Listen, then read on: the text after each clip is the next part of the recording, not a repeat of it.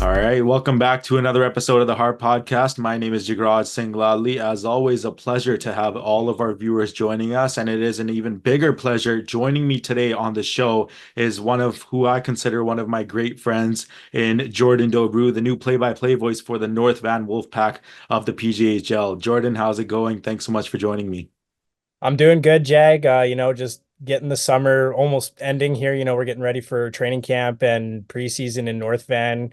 Got the schedule release, so we're getting all those wheels turning and everything like that. So it's been busy, but like you said, good to have a couple minutes to just sit down and talk about some hockey. And yeah, thanks for having me on.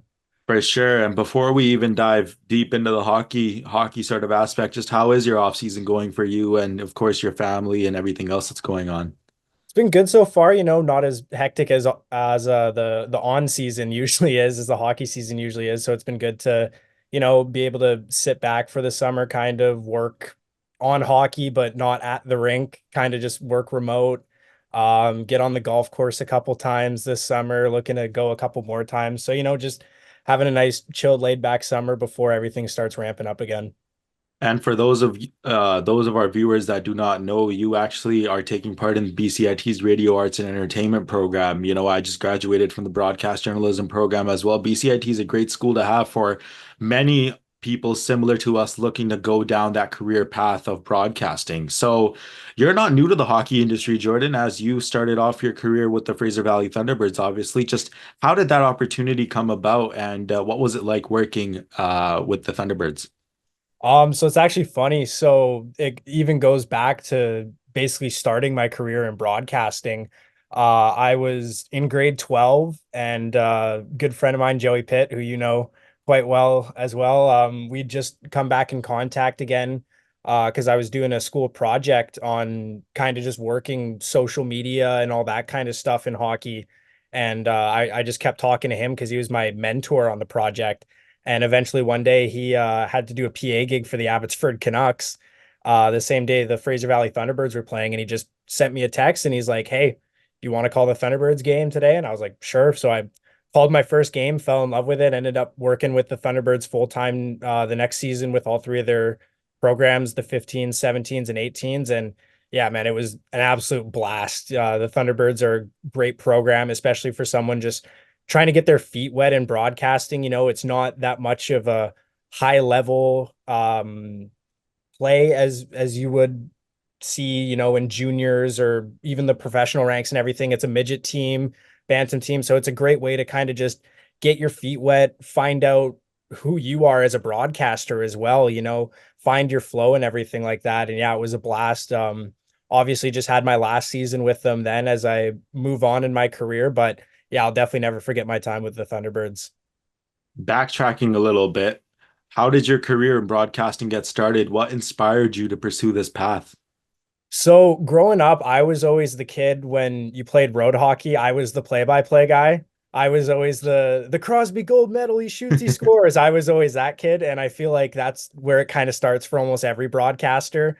It starts, sitting by the TV when you're 8 years old, watching John Shorthouse or Dan Murphy. Those guys on Sportsnet do their thing because they're so good at it. So yeah, it's just kind of a culmination of everything you experience throughout your entire life. I was a big goal horn geek and everything like that as well growing up. So I was always into the behind the scenes and kind of that part of hockey, even though I played it pretty much my entire life growing up. I always had a respect and understanding for the behind the scenes aspect. I think you and I both, Jordan, stood in front of our televisions as we were kids, pretending to call the games ourselves. And I think it was just destined from that moment on that this is the career path that we both wanted to pursue. And alongside the Fraser Valley Thunderbirds, you also got your feet wet in the BCHL, working for the Surrey Eagles. And I know you started off in an arena host role, and then you transitioned into the PA announcer role. But how did your time in Surrey get started? So that was actually another thanks to Joey Pitt a bit as well. Their PA guy, he was missing a game, so they called me in to do a game. And the owner, Ron Brar, just gave me a call the next week and was like, "Hey, we really liked what you did on the PA this last game. Why don't you come in and do our in arena host?" Because their in arena host had just left. So I was like, sure, why not? Did one game, got brought on for the rest of the season, and then stuck with everybody because it was a returning crew for this past year, obviously on the media team for Surrey. So I just kept in contact with everybody. Lucas Chelly, their director of media at the time, was like, hey, we need a PA guy. Are you in? And I'm like, yeah, sure. Like that's been a dream of mine to be a PA announcer for a BCHL team. So that was also kind of the surreal moment for me as well. Like I was like it was a dream come true as well, on top of just getting my feet wet and starting my career working in the media aspect of hockey. It was a dream that I would been working towards since I was probably 10 years old. And I mean, it was evident to anybody on the outside world what bond all of you in that Surrey Eagles media team shared. So, working with that specific group of people, those specific groups of guys, just what was it like, the connection you guys had? Yeah, I can't say I will ever be a part of something again like we had at the Surrey Eagles. Obviously, I'd love to be. But it was such a tight-knit group from obviously the media team, but even just the relationship the media team had with the players, had with coaches, had with management. It was really as much as like I don't like saying this as a broadcaster, it was we as a whole entire group were the Surrey Eagles. It wasn't just the players on the ice and the coaches on the bench. It was me in the PA booth. It was Joey and Lucas up in the broadcast booth with Richard on the camera, Tommy all. I could go on all day naming everybody's names who worked at the Surrey Eagles. But yeah, it was an amazing group. And I think what it was too is just we all had this common goal and this common interest of wanting to help take this team to a next level from what we do, because we're not on the ice scoring goals, we're not behind the bench drawing up plays, but it's like what can we do to help present this team at the highest standard. And I think we all kind of understood that when we came in and we're like, this is going to be our best work. Like we started working for this season probably in July of last year, and obviously, you taking on the play-by-play role now, you know what that's like, getting ready for the season to ramp up in the BCHL. It's a lot more work than you expect it is to be at first. But yeah, it was a special group, both in the media booth and just around the rink. And the connection you talked about to the players at the end of the season, every team wants to hear the words that our good friend Joey Pitt said, that the Surrey Eagles are the Fred Page Cup champions. You guys are the Eagles. Well, technically, yes, we can say you guys. You were a part of that championship team and bringing that title home to Surrey. It must have been a surreal experience, eh? Yeah, like growing up as a kid watching the BCHL, like it's a dream to win the Fred Page Cup. And again, backing to the last question, although I'm not on the ice, like the boys were just as happy to have us on the ice as they were everybody else. Like Carter Frankie, I remember the whole media team were standing there, and Frankie brings the Fred Page Cup over to us, and it was crazy, man. Like, like I said, growing up as a kid who not only followed the BCHL, but lived in Penticton and followed the Penticton Vs to go into their arena and win that championship that I would almost say was just about as much as a dream as winning the Stanley Cup would be for me, because of how close knit I am with the BCHL in that league. Yeah, it was a surreal moment. And even on top of that, too, like I'd never won a championship in my time as a player. So that was my first championship team I'd ever been a part of. So I was kind of like, holy, on a bunch of different levels. This is just absolutely crazy.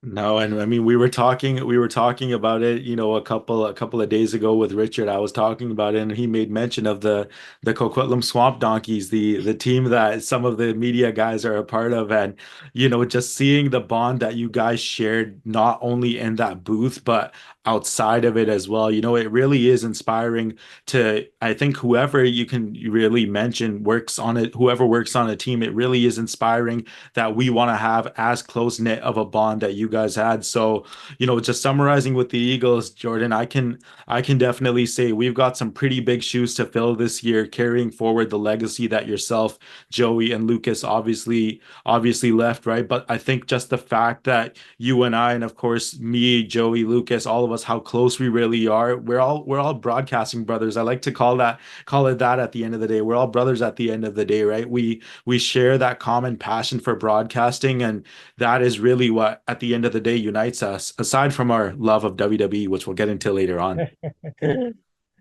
Yeah, no, like you say, it's just, and it's something I want to bring into, everywhere I go now, because it was such a special year, and it's something that I want to replicate everywhere I go, especially with my new role in North Van, kind of almost being the boss of the media team as the director of marketing and everything like that.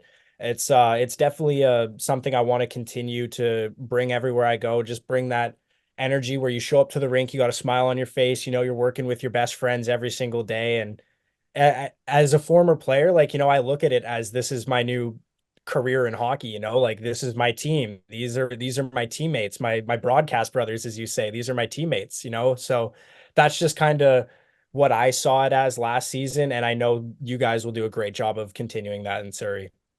Your career, as you made mention, man, you've got such a bright future ahead of you. But now taking that next step, being the voice of a junior hockey team in North Vancouver, I kind of have an idea of how that opportunity came about with, of course, Giancarlo leaving for the Tsunami. But what was it like getting that text or getting that call saying, here's this opportunity. If you want it, it's yours? Yeah, so it was kind of crazy because on top of, when being on part of a Fred Page Cup championship team and everything, like, yeah, my main goal was always be the voice of a junior hockey team. And I even mentioned it in my tweet when I tweeted it out. I'm like, this has been a dream of mine since I was 10 years old to be the play-by-play announcer for a junior hockey team. So yeah, it was absolutely crazy. And it was definitely a work in progress for sure because they knew John Carlo was leaving at the start of the season. He had already taken on the role to go to the Tsunami. So for me, I was kind of like, okay, well, I don't know what other opportunities I might have because I'd talked to the Ridge Meadows Flames in the past about working with them, and I'd talked to some other teams about that. And as you know, I'm heavily involved in the BC portion of the JPHL, which I'm going to be taking on a more bigger role with them as in terms of doing more games of play-by-play this season, which I'm really excited for. But yeah, it was just kind of a culmination over the months that they were looking at Zach Clark, and Zach was kind of like, hey man, like, I don't know if I can take this on. I already got a bunch of other teams in my pocket right now. And I was like, well, you know what? We'll take a stab at it, and had our meeting, went well, and yeah, as they say, the rest is history. Indeed. And you mentioned the JPHL as well. That league continues to grow. I've seen it grow from day one. That first day in 2022, I remember walking into Planet Ice at Delta, not knowing what to expect, what these teams are going to be like, and for it to grow as big as it has now, it's absolutely incredible to see. And we're definitely, the JPHL is something that unites both you and I. It's another thing that we have in common. And I hope that I myself this year can still be a part of it, albeit being a lot more busier now. But we talk about, the North Van Wolfpack in general, Jordan, that the team, from years past, it's been up there in terms of playoff positioning. And last year they had a pretty well orchestrated out team as well. Of course, a couple of graduates leaving at the end of the year and their playoff exit to the Delta IceHawks. But from what you know so far, how has the offseason been in hockey terms for the North Van Wolfpack? Yeah, it's been good, like we've been pulling some players from some really good leagues. I remember one time I woke up and I saw a text from our GM Matt Sampson, and he's like, "Hey, we've signed Max Sauter out of the North Shore Warriors of the Canadian Sports School League." And I'm like, that's quite the pull. Okay. So yeah, obviously, like I talked to Matt and he's like, we're not going to replace JJ Pakal or Corson Penman or Matthew Carneal like that. That's just not how it works, obviously. Um, but yeah, I can say like the Wolfpack definitely. I know a lot of people are not expecting them to be good next year, but I think we're going to be surprising for sure. Even just looking at who graduated, obviously, but just who we have coming back. Jason Scott being named captain is definitely big. Even in the month or so that I've actually been able to be around the team and go to our ID camp and then with training camp and our trip to Gibson's for the preseason coming up. Just getting to know Scotty, he's a great guy and definitely a guy who's gonna push the culture in the locker room and push this team over the edge. And has that chip on his shoulder from playing with North Van last year and losing to Delta in the playoffs. And yeah, I think it's going to be a good team. We have Braden Burrows coming back in net as well. He was outstanding in his rookie year in the Pacific Junior Hockey League last year. So I think we're going to be a surprising team. Not a lot of people have North Van on our radar from what I've heard this offseason in the PJHL, but I think we're going to surprise a lot of people. And, not just on the on ice perspective, but North Van's been making a lot of changes off of the ice, of course, adding you, but not just you. A very familiar face to you is also joining you in the broadcast booth, and the one and only Mr. Lucas Celli. So explain to me how you were able to acquire Lucas to the North Van Wolfpack broadcast booth. Well, me and Lucas started talking about the North Van gig probably back when I got hired all the way in March. Obviously, I got hired by the Wolfpack in March, but it didn't get announced until after my season with the Eagles was ended because that's how I wanted to play it. I wanted to finish up my business with the Eagles before I looked on to the next thing. But that was just kind of something that I was always plugging in his ear all season long, ever since I got hired by the Wolfpack. I'm like, hey, like, sounds like we're not going to be around here next year. Why don't you come do this with me? And it's kind of just Lucas, he wants to start focusing on his radio career a lot more than broadcasting sports, obviously. And that was just kind of a talk we had where it's like, hey, like, you're not going to be the director of media. You don't have to worry about the GM and the owners and all that, all those guys texting you and asking you to do all this stuff. Like you just got to show up, put on the headset and call the game, man. Like that's as easy as it gets. And I think that's kind of what sold him on it too, was just, show up, put the headset on, do something you love for a couple hours, make some money for doing it, and then go home and watch some wrestling matches with each other at the end of the night or something like that. But yeah, I'm so excited to have Lucas on the broadcast with me. It's going to be an absolute blast.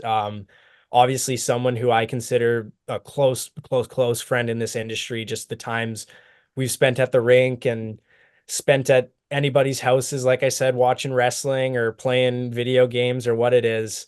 Yeah, but I'm very excited to have Lucas with me this year.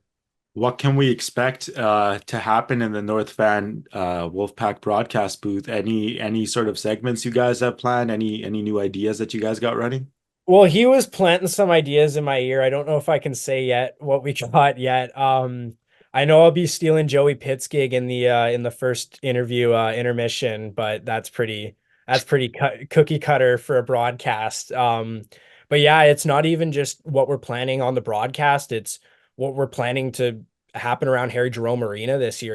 I came in and I'm like, I have experience with junior hockey, working with the Surrey Eagles and the North Vancouver Wolfpack. Obviously, we're getting reclassified as a junior A tier 2 program, which is really exciting. And I'm coming in and I'm like, hey, I know what the insides of a junior A program look like. I know what it's like to put on these special theme nights, like you said on Twitter. Maybe wrestling night might be happening this year at Harry Jerome Arena. So yeah, it's been really fun, just getting to work from this different angle, because usually it would be, hey Jordan, we are doing this night, and then I would plan my stuff around it, but now I get to plan around having that night, so that's really fun. And we made mention about wrestling night. Wrestling has obviously been something that's so important to both you and I, as well as Joey, Lucas, everybody around. But just to sort of wrap up the broadcast side of things, will you be traveling with the Wolfpack to their away games this year?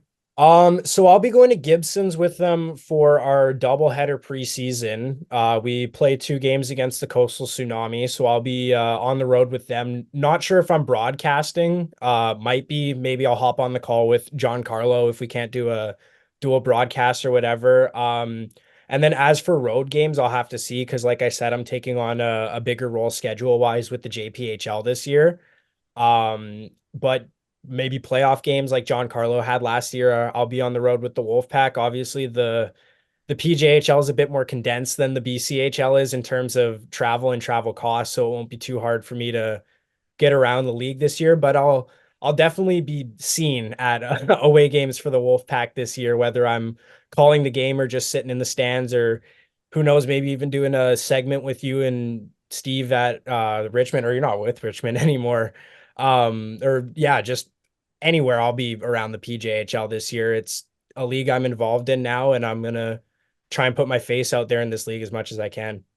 Yeah, and I actually do envision myself coming back to Richmond as well as There you go. The Delta IceHawks this year. So, my biggest thing there is, just not overbooking myself, and you know that very well as to how we have to maintain that sort of schedule because things take priority sometimes, right? But at the end of the day, if we can't give 100% of ourselves to everything that we do, we shouldn't be putting ourselves in that position. So, similar to kind of Lucas's mindset about taking on a less condensed, a less working role with the hockey team. I think that is the role that I will have with the Richmond Sockeyes as well as the Delta Ice Hawks this year. But I'm looking forward to seeing you, when the Wolfpack are in town, and I know we'll definitely have our fair share of fun then.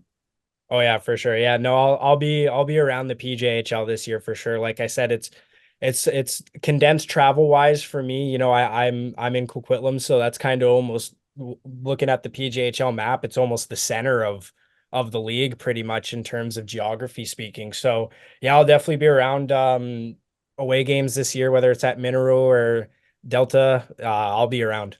Yeah, I mean you are Coquitlam zone, similar to my new color commentator Liam Higgs. So maybe when we're visiting the Poirier, we'd love to have you out there. Maybe hop on the intermission with us. Oh yeah, for sure. That'd be awesome. Yeah, you and Higgs are gonna kill it next year as well. That's gonna be an awesome tandem. For sure. And Jordan, we transition a bit now to off the ice, and one of your passions are obviously WWE. And for those of our viewers that do not know, SummerSlam is coming up in about a week's time. And Jordan, you and I could not be more excited for it. Yeah, it's gonna be fun, man. It's again like we mentioned at the start of the interview. It's for me, wrestling has been one of those things where it's just like I can sit back and enjoy it. Like during the hockey season, it was always like, oh, I'm working on Friday nights every night, so I'm missing SmackDown and everything like that. But it's been nice to actually see what the WWE is doing. Find my fandom and my markiness inside and everything like that. And yeah, wrestling is a big passion for me and also something that hopefully with Nation Extreme Wrestling, I can work with them in the future. Yeah, so we'll real quickly do a bit of WWE rapid fire here if you're okay with that. Oh yeah, sure. All right, so your favorite wrestler of all time. Oh man, all time. Like Shawn Michaels is up there for sure. Like I love me some HBK. Dolph Ziggler. Love Dolph Ziggler. But honestly, like since I'm a bit newer to wrestling and everything like that, like the guy who drawed me in from the start was Sami Zayn. Because one of the first wrestling matches I watched in full and was like super into it. Like I knew about it as a kid, but I kind of grew up in that era where it was the PG era of the WWE. So that was when everybody kind of had it blacklisted off their childhood and everything like that. So I never had a lot of friends in school who watched WWE and everything like that. But yeah, I remember Elimination Chamber 2023, Sami Zayn versus Roman Reigns in Montreal. I watched it with Joey at his place, and yeah, like ever since then, it's been just full on WWE for me. So yeah, Sami Zayn is probably up there as one of my favorites of all time, just because he was the guy who initially got me fully drawn into the WWE. Your favorite WWE match of all time. Oh man. So it's for a funny reason. I believe it's Test versus Kane from Backlash '01 or '02. I could be wrong on this. Um, and the match is great, don't get me wrong, but I love wrestling too for those little moments of comedy or storyline or whatever it is.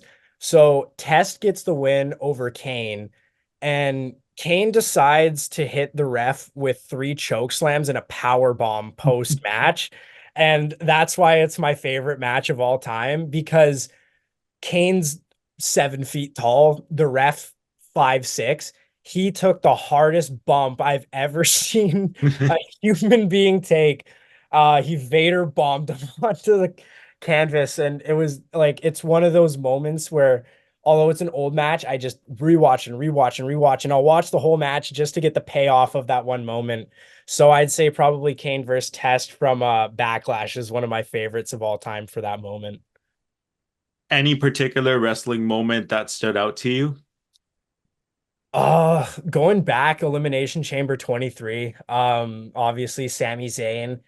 But also being at a taping of SmackDown. I went to the New Year's Revolution taping in Vancouver this past January, and man, that was awesome. LA Knight was there, Randy Orton was there, Kevin Owens was there. Unfortunately, no Cody Rhodes then.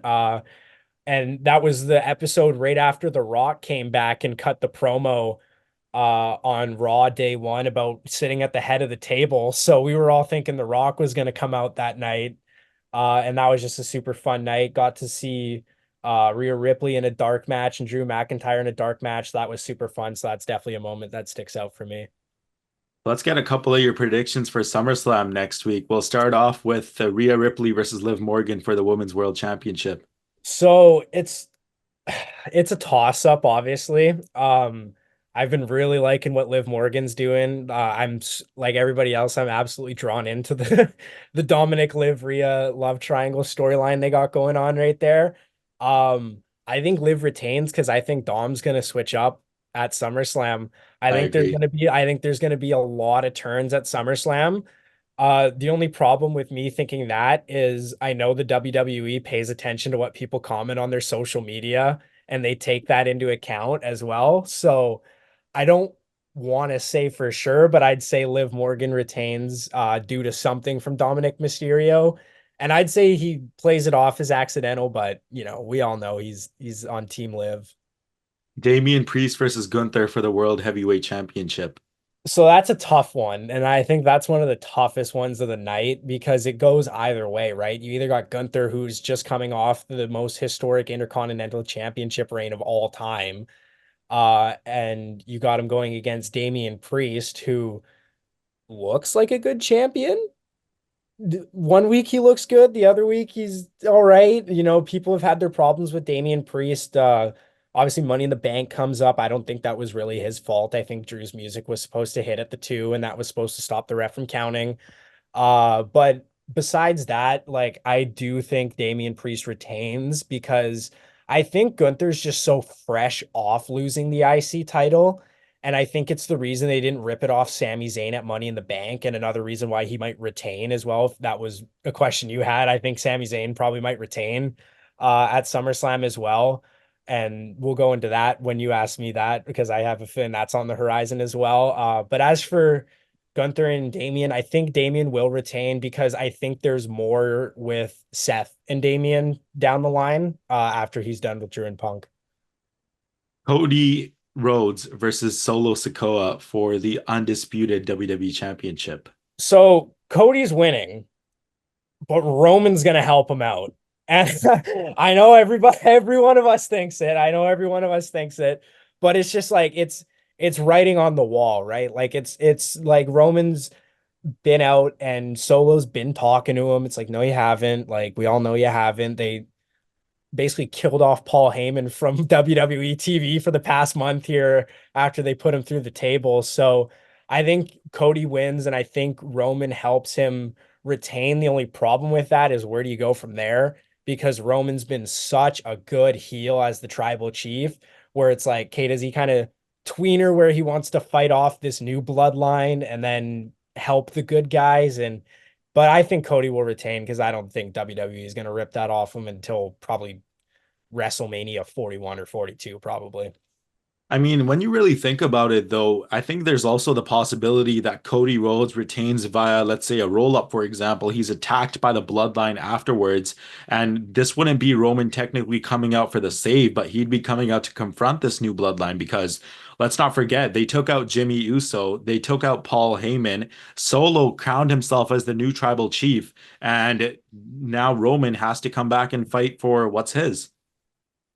Yeah, definitely. There's a lot of fun stuff that can happen. I mean, the Bloodline has been must-watch TV since they formed in 21, 22, whatever, when Roman was putting a company on his back when it was the COVID years and the Thunderdome and everything like that. So yeah, it's the bloodline is going to go on for as far as they can pull out Fatu's and and Anoa'i and everything like that. So that's the beauty of it too with the bloodline storyline is it can literally go on forever. Like it can go on to Roman's kids and Roman's grandkids, and who knows, the Rock's daughter Ava, she's involved with NXT. She could get involved with it at some point. So there's just so much stuff that can happen. There's still so many members of their family that are in the indies that could debut in WWE any minute. So it's fun to watch, and it'll be even more fun when Roman comes back. Now we have one other match that is going on as well. Perhaps the most talked about match in CM Punk versus Drew McIntyre. Seth Rollins is now the special guest referee. And Jordan, let me tell you, before Seth Rollins was announced as a special guest referee, I was expecting a matchup similar to John Cena versus Brock Lesnar at SummerSlam 2014 because McIntyre, obviously, he has the size advantage. He has the size advantage, the height advantage, and he could have easily done CM Punk the same way Brock Lesnar did John Cena in 2014. But with Seth Rollins as a special guest referee now, that changes things very much. Well, yeah, and that's kind of the thing that you're going to watch, right? It's like because we know that Seth Rollins and CM Punk have had their issues like beyond kayfabe, and they've had their personal issues, and we've all seen the video of when CM Punk returned to the WWE, and Michael Cole literally had to run around the Survivor Series War Games cage to hold back Seth Rollins from getting at CM Punk. So that's kind of, I think, what I'm going to be watching is what route does Seth Rollins take here? You know, does he help out Drew McIntyre? Does he help out CM Punk? Does he just ref a fair wrestling match? Probably not, because he's a special guest referee, and we know shenanigans are going to happen when that's the case. I do see Drew McIntyre winning because they've just been pushing that guy to the moon.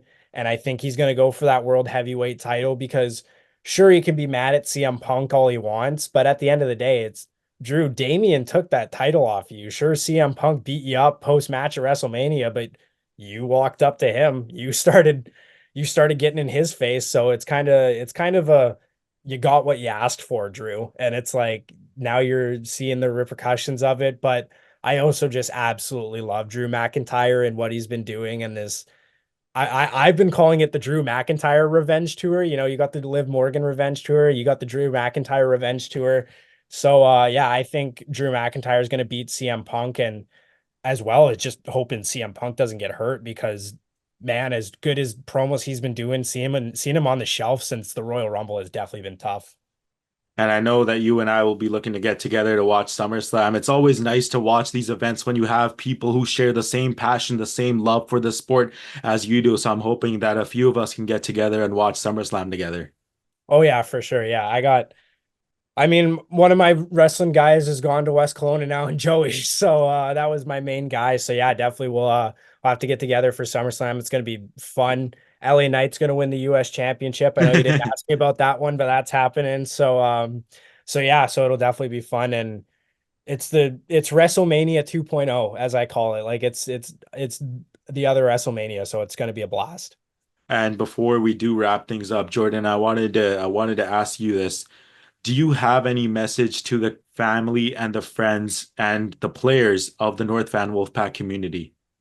Yeah, just I'm excited to get to know everybody over this course of the year and however long that I'm gonna be with the North Vancouver Wolfpack. Obviously, the players I know I have a good relationship with a lot of them already. I'm excited to work with them, and I'm just excited to work with everybody, have this new opportunity in a new town to me, even though I'm from Coquitlam and from the Lower Mainland. I'm not too familiar with North Van, so it'll be fun to be someone in that community who can be a voice of something and be the voice of the team and be involved in the community and everything like that and help the team get involved in the community. So I think that's what I'm definitely looking forward to is just getting integrated into the community of North Vancouver and the family of the Wolfpack.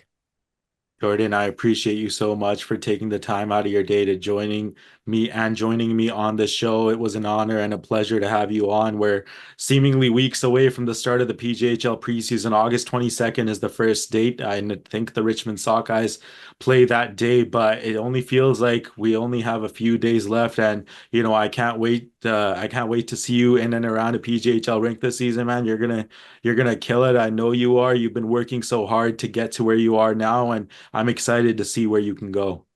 I appreciate it, Jag. And as for you, man, I'm excited to see your work with the Surrey Eagles this year. It's It's going to be awesome. Like I said, you deserve that so much. You've been working so hard towards it and you finally got it. And I remember when we were talking outside BCIT that one day when it was just pouring rain and we were talking about working in the BCHL and moving up and all that stuff. So yeah, it's awesome to see the opportunities you got this off season and what you're going to do next year.